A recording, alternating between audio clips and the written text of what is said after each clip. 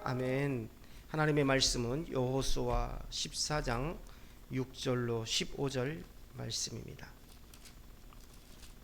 하나님의 말씀 여호수아 14장 6절로 15절 말씀 보겠습니다.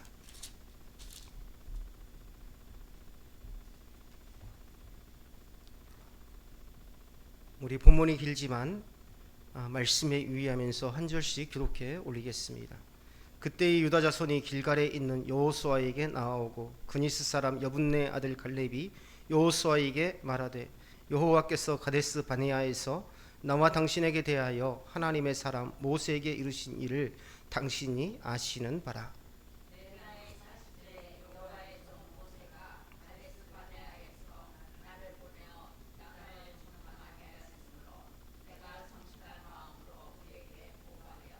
나와 함께 올라갔던 내 형제들은 백성의 간담을 높게 하였으나 나는 내 하나님 여호와께 충성하였으므로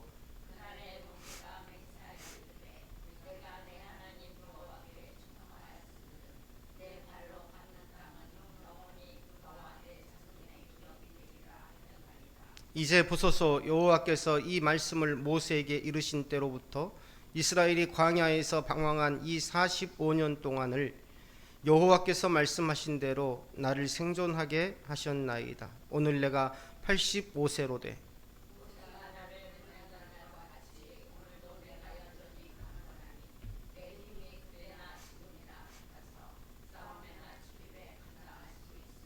그날에 여호와께서 말씀하신 이 산지를 지금 내게 주소서. 당신도 그날에 들으셨거니와 그곳에는 아낙 사람이 있고 그 성읍들은 크고 견고할지라도 여호와께서 나와 함께 하시면 내가 여호와께서 말씀하신 대로 그들을 쫓아내리이다 하니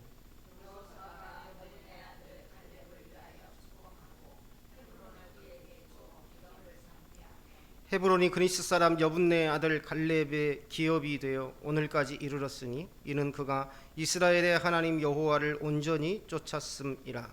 헤브론의 옛 이름은 기랏 야르바라. 아르바는 아낙 사람 가운데에서 가장 큰 사람이었더라. 그리고 그 땅에 전쟁이 그쳤더라. 아멘. 기도하겠습니다. 주님, 부족한 종이 말씀 앞에 섰습니다.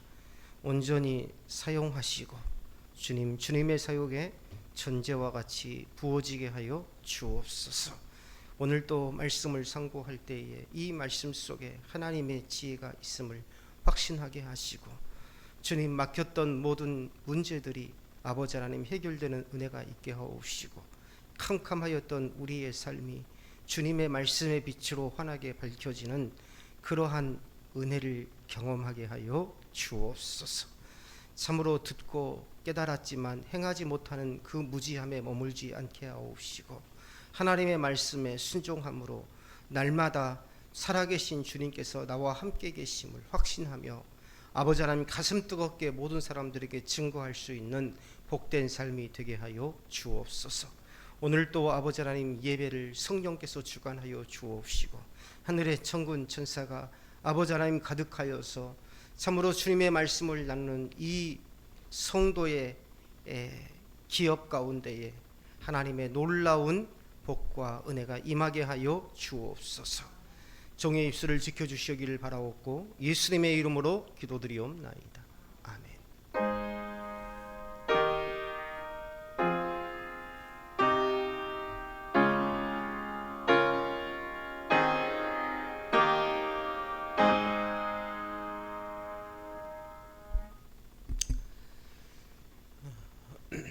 오늘 성경에서 갈렙은 여호수아 앞에 나와서 45년 전 하나님께서 주신 약속을 다시 붙들며 이 산지를 지금 내게 주소서라고 담대하게 요청합니다. 이 말씀 우리가 자주 듣는 말씀이죠. 또 얼마 전에 우리가 함께 나누었던 말씀이기도 합니다. 이 한마디의 고백 속에 갈렙이 지금까지 어떻게 살아왔는가에 대한 해답이 담겨져 있습니다. 갈렙의 요청은요, 단순히 아무도 가지지 않으려고 했던 거인족 속의 땅을 내가 한번 정복해 보겠습니다 라는 그러한 뜻이 아닙니다.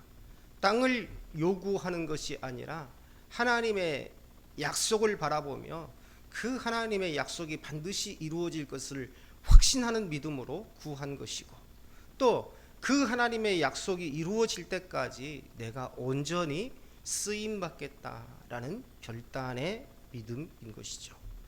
갈렙은요 40세 때 가나안 땅을 정탐했던 사람입니다. 오늘 성경에서 자신이 그대로 고백하고 있죠. 그때 그는 10명의 정탐꾼과 달리 두려움에 머물지 않았고 그 땅을 주시리라는 하나님의 약속을 선택했습니다. 그리고 그 믿음 때문에 광야의 긴 시간을 견딜 수 있었습니다. 45년이라는 세월 결코 짧은 시간이 아니죠. 인간적으로 보면 그 약속은 잊혀질 수도 있고요, 또 흐려질 수도 있고, 또 어쩌면 45년이라는 세월은 하나님의 약속이 더 이상 이루어질 말씀이 아니라는 이 불신에 이르기에도 충분한 시간이었습니다. 그러나 갈렙은요 그 약속을 마음에 간직하고 살았더라. 오늘 이 고백이 바로 그겁니다. 이 산지를 지금 내게 주소서. 하나님의 약속을 붙잡은 그 순간부터 지금까지 그 약속을 붙들고 여전히 하나님 앞에 충성되게 살았다라는 것을 고백하고 있습니다. 오늘 8절에서 갈렙은 나는 내 하나님 여호와께 충성하였으므로 라고 고백합니다. 자, 충성하다 이렇게 번역되어 있지만 실제적인 뜻은 온전히 뒤따랐다, 또 전적으로 순종했다라는 말입니다. 그러므로 오늘 8절에 갈렙이 말하는 것은 나는 내 하나님 여호와의 말씀에 온전히 따랐다, 전적으로 순종했다 라는 그러한 의미로 받아들여도 무방합니다. 갈렙은요 부분적으로 순종한 것이 아니라 자신의 삶 전체를 하나님께 드리면서 끝까지 따라왔던 사람입니다. 한결같기가 참 어려워요. 힘들고 어려울 때는 하나님을 붙들고 눈물로 기도했고 무릎 꿇었던 그 사람이 갈수록 형편이 나아지기 시작하면서 그러한 모습들이 점점 사라져가는 것을 우리는 얼마든지 볼 수 있습니다. 그런데 우리가 갈렙에서 배울 것은 첫째 뭡니까? 그는 항상 성실하게 또 항상 충성되게 주의 말씀을 붙들고 사명을 감당한 사람이었더라. 우리는요 보통 나는 연약하다는 사실을 하나님 앞에 나아갈 수밖에 없는 자로서의 의미가 아니라 하나님의 말씀을 알면서도 불순종할 수도 있다는 핑계나 변명거리로 삼기도 합니다. 내가 연약해서 못했습니다. 내가 연약해서 그렇습니다. 그러나 성경이 말하는 연약함은 결코 죄를 정당화하는 근거가 아니라 오히려 그 연약함을 깨닫고 더욱 하나님께 의지하도록 이끄는 은혜의 통로라는 것이죠. 다시 말하면 과거에 내가 어떻게 나의 믿음이 허술했고 내가 세상적으로 살았음을 핑계 삼는 그러한 구실이 아니라 앞으로 내가 하나님을 의지하고 살 수밖에 없는 존재라는 것을 고백하는 은혜의 통로더라는 것입니다. 인간의 연약함은 하나님께 나아가도 되지 않는 이유가 아니라 반드시 하나님께 나아가야만 한 이유입니다. 참된 연약함의 고백은 뭘까요? 자기 합리화로 끝나지 않는 겁니다. 회개와 순종으로 이어지는 것입니다. 하나님의 능력이 우리 삶 가운데 역사하도록 자신을 낮추는 자리로 우리를 인도하십니다. 얼마 전에 우리가 말씀을 나눌 때 말씀드렸지 않습니까? 하나님께서는 낮추심으로 우리를 비로소 또한 높이신다. 쓰시기 전에 먼저 낮추신 다음에 그리고 나서 하나님의 일을 감당할 때에 하나님께서는 높이시다. 그러므로 우리는 이 연약함을 핑계로 삼는 데 머물 것이 아니라 그 연약함을 통해서 더욱더 말씀 앞에 서려고 노력해야 되고 은혜를 붙들어야 되고 순종의 길로 나아가도록 힘써야 됩니다. 그러나 갈렙은 자신의 연약함을 핑계 삼지 않죠. 자신의 연약함을 핑계로 자신의 삶을 정당화하려고 하지도 않습니다. 오히려 나는 내 하나님 여호와께 충성하였으므로 이 고백, 끊임없이 하나님의 약속의 말씀 앞에 자신을 쳐서 복종시켜 왔다는 것을 의미합니다. 우리는 이 고백 앞에서 스스로 돌아보아야 합니다. 우리도 하나님을 따르고 있다고 말하지만 과연 끝까지 온전히 따르고 있는지 물어야 합니다. 어떤 순간에는 순종이지만 어떤 순간에는 타협하고 있지 않은지 우리는 돌아보아야 됩니다. 물론 우리는 항상 하나님 앞에 말씀 앞에 서서 항상 성령 충만하게 살 수 없습니다. 그러나 우리가 말하는 것은 뭡니까? 그렇게 살아가도록 노력하자는 것입니다. 그것이 하나님께서 인정하시는 온전함입니다. 그것이 하나님께서 다윗에게 말씀하셨던 온전함입니다. 이러한 갈렙의 고백은요, 인간적인 열심으로는 할 수 없는 고백이죠. 오랜 시간에 걸쳐서 신앙적인 삶의 태도에서 비롯된 것입니다. 그는 약속의 말씀을 한 번 붙든 것으로 만족하지 않고 광야의 긴 세월 속에서도 그 말씀을 마음에 새기며 흔들리지 않았습니다. 환경은 변하죠. 세월은 흐르죠. 수많은 사람들이 낙심하고 뒤로 물러설 때에도 갈렙은 하나님의 약속을 붙들고 자신을 말씀 앞에 계속해서 세워온 것입니다. 그의 충성은 감정의 고조에서 나온 것이 아니라 하나님의 말씀 앞에 자신을 복종시키는 반복된 순종의 결과였더라. 갈렙은 85세가 되었을 때 이 고백을 합니다. 일반적으로 이 나이는 안정을 구하고 쉼을 선택할 때 아닙니까? 그렇죠. 그러나 갈렙은 오히려 가장 험한 땅을 요구합니다. 가장 험한 땅을 요구한다는 것은 가장 큰 고난과 또 헌신이 필요하다는 것이죠. 그런데 갈렙은 지금 그 땅을 요구를 하고 있어요. 그곳에는 아낙 사람들이 있고 그 성읍이 크고 견고할지라도. 이 갈렙은요, 현실을 모르는 사람이 아닙니다. 그냥 소위 세상 사람들이 말하는 종교의 심취에서 현실과 전혀 동떨어진 그런 말을 하고 그런 삶을 사는 사람이 아닙니다. 그는요, 현실을 잘 아는 사람이었어요. 오히려 누구보다도 현실을 정확하게 알고 있었습니다. 아낙 자손의 땅을 정복하기 위해서 자신은 노년의 편안함과 안정적인 삶을 내려놓지 않으면 안 된다는 것을 잘 알고 있었습니다. 또 희생도 감수해야 한다는 것도 잘 알고 있었습니다. 그럼에도 불구하고 그는 여호와께서 나와 함께 하시면 내가 그들을 쫓아내리이다 라고 믿음을 선택합니다. 저는요, 개인적으로 이 말씀을 묵상하면서 갈렙이 왜 아낙 자손이 살고 있는 그 험한 땅을 달라고 말했을까를 생각해 보았어요.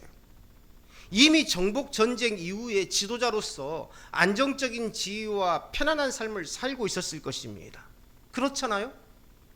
이미 그는 지도자의 위치에서 그 이스라엘 공동체 안에서 비교적 안정적이고 인정받는 삶을 살고 있었어요.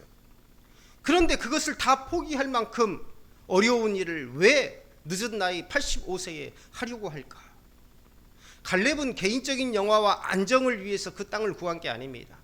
오히려 하나님께서 약속하신 땅이 아직도 완전히 이루어지지 않았다는 사실 앞에서 그 약속이 자신의 삶을 통해 성취되기를 소망했기 때문입니다. 내가 끝까지 쓰임받겠다는 것입니다. 그게 성령 충만한 자의 삶이에요. 그게 성령 충만한 자의 고백이고 예수님께 붙들린 자의 믿음입니다. 사도 바울도 그 말을 했지 않습니까? 내가 전제와 같이 부어지기를 원하노라. 내 삶을 통해서 예수 그리스도께서 하신 모든 일들이 그대로 이루어지기를 바란다. 끝까지 이루어지기를 바란다. 그는요, 자신의 안락함보다도 하나님의 뜻이 이루어지는 것을 더 귀하게 여겼고 자신의 노년보다 하나님의 영광을 더 우선해 두었고 자신의 삶보다 다음 세대의 삶을 더 우선한 것입니다. 그렇기 때문에 가장 험한 땅을 선택한 것, 이것은 갈렙이 나이가 들어서 무모한 것이 아니라 하나님의 약속을 향한 신앙적 결단이었더라. 나이는 들었지만 그의 믿음은 여전히 청년인 것이죠. 그의 선택은 자신을 위한 선택이 아니라 하나님을 위한 선택이었습니다. 믿음이라는 것은 결국 하나님이 이루실 일을 위해서 자신의 삶을 기꺼이 내어드리는 것, 이게 바로 믿음 아니겠습니까? 우리는요, 자신의 방법, 자신의 지식을 의존합니다. 하나님을 위해서, 다음 세대를 위해서가 아니라 지금의 내 평안과 안위를 구할 때가 많습니다. 이번에 미주 지역 기독교 연합에서 세미나를 했더군요. 그런데 그 미주 지역 세미나에서 강사로 선 목사님이 한국교회를 향해서 경고를 했어요. 세계적인 목사님인데 한국교회는 앞으로 10년 뒤에 유럽의 교회와 똑같이 될 수 있다. 다시 말하면 건물만 남은 채 성도는 몇 명 안 앉아 있는 그런 상황이 될 수도 있다. 그리고 종교화가 되어 간다라고 이야기하고 있습니다. 오히려 우리는 노년의 삶을 모든 것을 내려놓고 이제 편안히 살아야 할 때라고 생각합니다. 그리고 자신이 모든 삶의 기준이 되기를 원합니다. 그렇죠? 경륜이 많고 지식이 쌓이고, 그러니 어때요? 모든 사람들에게 자신의 삶이 기준이 되기를 원해요. 나는 이렇게 했었어. 너는 바로 이렇게 해야 돼. 그러나 갈렙이 안악자손의 땅을 구한 것은 오히려 하나님의 약속의 말씀이 성취될 현장으로 자신을 내어 던진 것입니다. 공동체 안에서 자신을 삶의 기준으로 삼으려고 하는 것이 아니라 오히려 하나님의 역사하신 현장 가운데에 자신을 내어 던진 것이다. 오직 하나님만이 모든 삶의 기준이 된다는 것을 다시 한번 선언한 것이죠. 내가 나이가 들었고 지식이 있고 경험이 풍부하지만 그러나 결코 인생은 내 한 사람의 기준으로 세워져 가서는 안 된다. 오직 하나님만이 모든 삶의 기준이라는 것입니다. 단순히 자신감이 아닙니다. 하나님 중심적인 신앙 고백이죠. 갈렙의 시선은 문제에 머물러 있지 않고 하나님께 고정되어 있어요. 팀 켈러는 내가 만든 신이라는 책에서 뭐라고 했냐면, 인간은 언제나 눈에 보이는 현실을 절대화하려는 경향이 있다라고 말합니다. 쉽게 말하면 인간은 창조주 하나님, 주권자이신 이 하나님을 원하는 것이 아니라 자신에게 맞는 맞춤형 하나님을 원하는 것이라고 합니다. 이게 바로 팀 켈러가 내가 만든 신에서 말한 핵심의 내용이에요. 모든 사람들은 창조주 하나님, 주권자 하나님, 절대적으로 내가 순종해야 될 하나님이 아니라 내게 맞는 맞춤형 하나님, 이 하나님을 원하더라는 겁니다. 그것은 또 다른 우상이죠. 우리가 며칠 전 새벽 묵상에서 보았듯이 사울을 만나서 사무엘이 기름 부은 곳이 어디라고 그랬습니까? 다볼의 상수리 나무 아래였습니다. 그리고 아브라함이 하나님을 만난 곳이 마물의 상수리 나무 아래였어요. 또 야곱이 믿음의 결단을 한 곳이 바로 세겜의 상수리 나무 아래였습니다. 그런데요, 상수리 나무는 뭡니까? 하나님의 임재와 하나님 앞에서의 자리를 의미하는 곳인데, 그런데 예레미야서에 보면은요, 계속해서 반복적으로 이 상수리 나무가 나옵니다. 그때는 어떻게 나오냐면 그 나무 아래에서 몸을 굽혀 음행했다라고 나옵니다. 푸른 나무 아래에서 음행하고, 하나님을 만난 자리가 어떤 자리가 되었어요? 음행의 자리가 되었습니다. 하나님께서 임재하시는 자리를 우상 숭배의 자리로 바꾸어 버렸어요. 참 이상합니다. 나무는 변하지 않았는데 그대로 상수리 나무인데 그 나무를 대하는 마음이 달라진 것입니다. 그 나무 앞에서 하는 행위가 달라진 거예요. 이게 지금 한국교회의 문제입니다. 똑같은 진리, 똑같은 예배를 드리고 있는데 하나님을 향한 그 마음이 달라지고 형식이 달라지고 있더라. 하나님의 임재와 하나님 앞에 선 삶의 자리가 이제 음행의 장소가 되어버린 것입니다. 요즘 한국교회에 관한 우려의 목소리가 높아지고 있죠.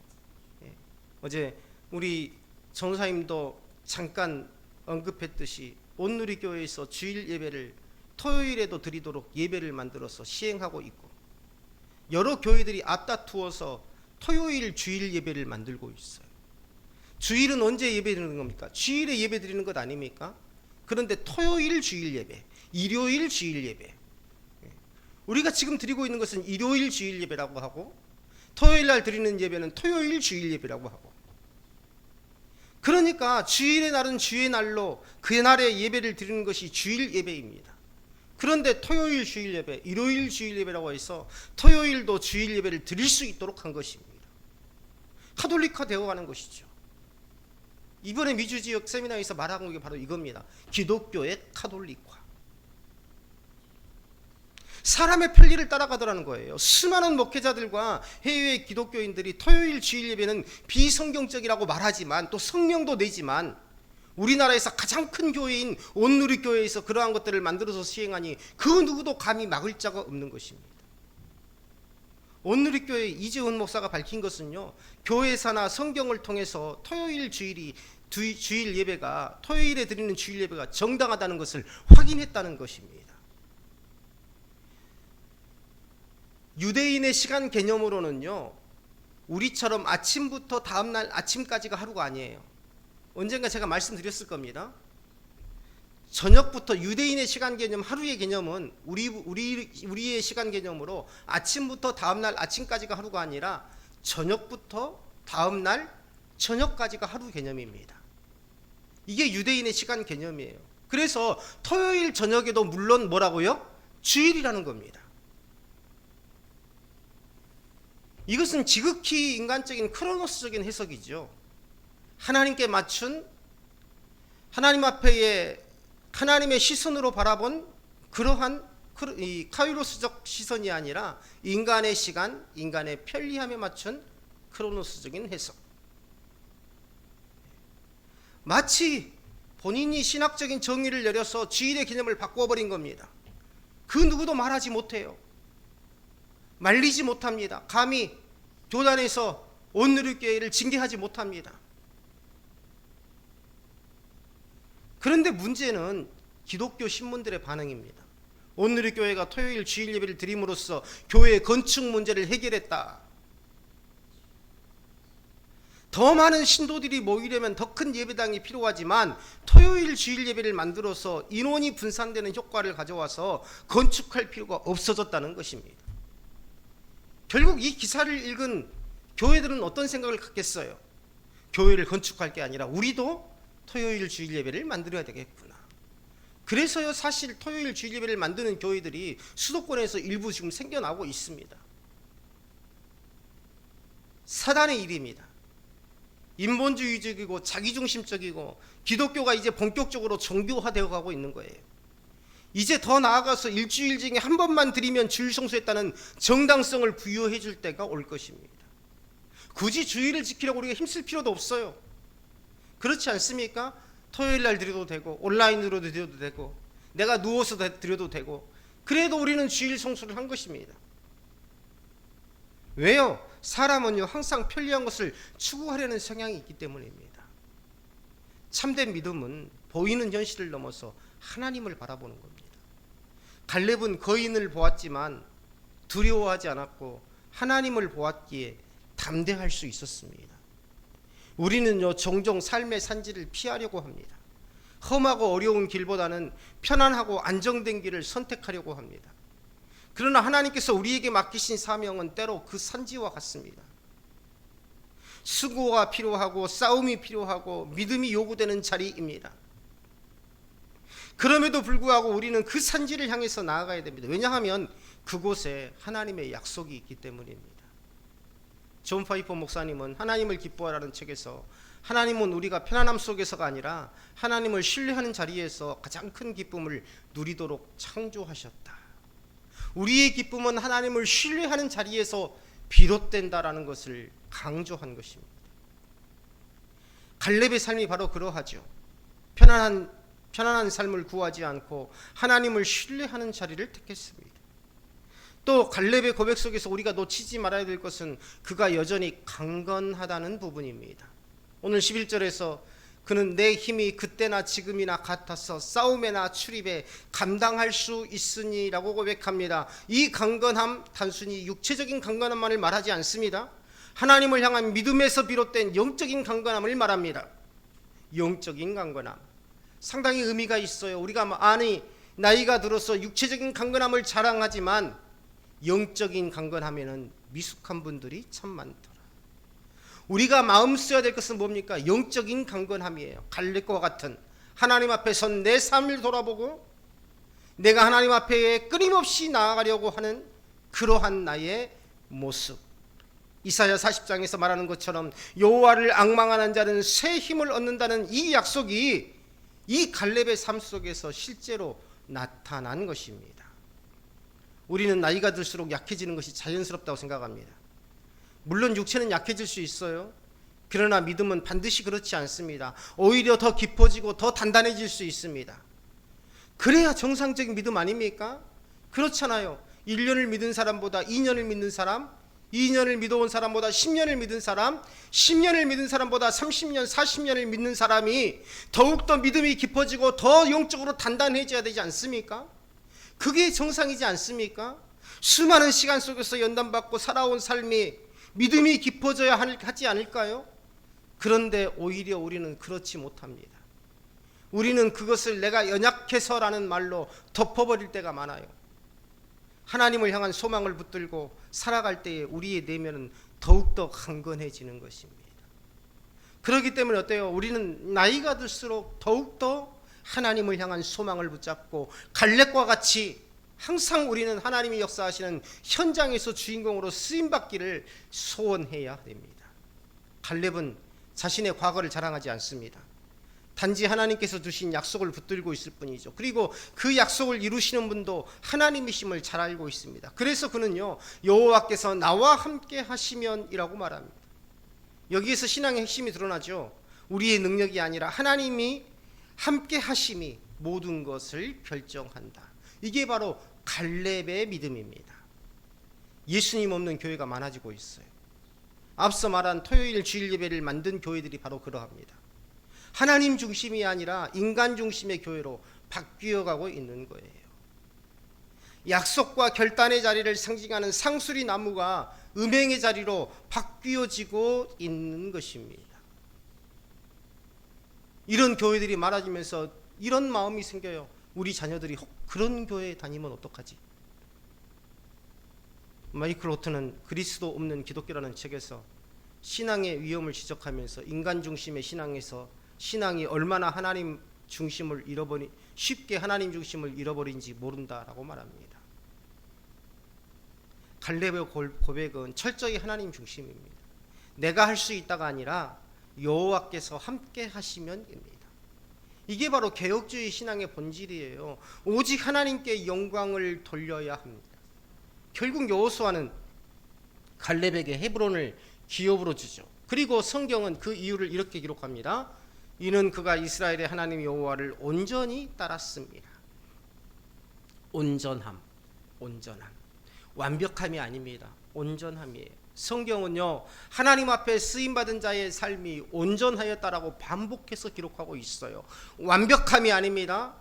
흠과 티가 없고 완벽한 순종을 말하는 게 아니에요. 온전함이라는 건 뭡니까? 내가 부족하고 연약하지만 때로는 죄를 짓고 내가 때로는 방황하지만 실패를 하고 때로는 아파하고 울지만 그러나 그럼에도 불구하고 여전히 하나님 앞에 바로 서려고 노력하는 그 모습을 하나님께서는 온전함이라, 성경은 온전함이라라고 말하고 있습니다.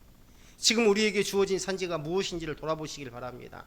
피하고 싶은 자리일 수도 있고 부담스러운 책임일 수도 있고, 그러나 그곳이 하나님께 맡겨진 자리라면, 하나님께서 맡기신 자리라면 우리는 갈렙처럼 고백해야 됩니다. 이 산지를 내게 주소서. 이 고백은 욕심의 고백이 아니죠. 사명의 고백입니다. 더 많이 가지겠다는 욕망이 아니라 하나님께 더 쓰임받고자 하는 헌신, 이 고백이 우리의 삶 속에서 회복되어야 합니다.